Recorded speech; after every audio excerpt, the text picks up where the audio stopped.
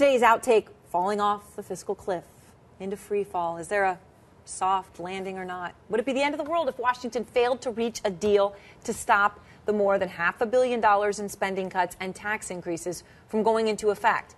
Well, you know, some lawmakers, pundits, and politicians have said no. They've said there's plenty of time to get it done in January. Go off the cliff, said Paul Krugman on the left. Go off the cliff, said Newt Gingrich on the right.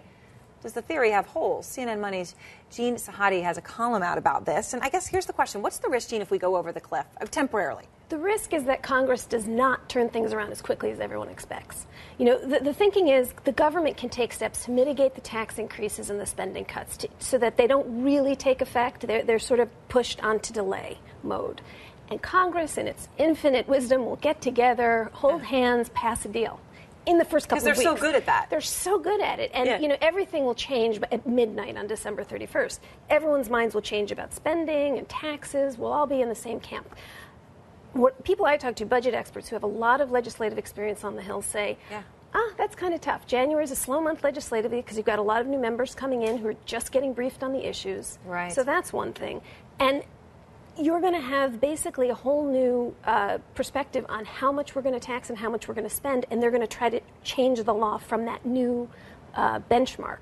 So people are going to maybe make some strange bedfellows in what they request. Right, and I guess the problem would be, you know, if you can't get it done when you have a fiscal cliff looming over your head, right, and everyone already kind of knows the makeup of a solution, except for, you know, you can tweak around the edges, but we all sort of know it if you're realistic. Why would they do it when there is no deadline? Right. Good point. That's the fear, is that you're going to have a lot of people playing a lot of politics to get things into that new tax bill or to get things into that new spending bill, because if they want to restore the spending cuts that are made, because they will be in effect, the law will change. They will have to change the law back. You're going to have to decide how much should we spend on defense? How much should we spend on non-defense? Liberals may say not so much on the defense. Conservatives may say, not so much on the non-defense.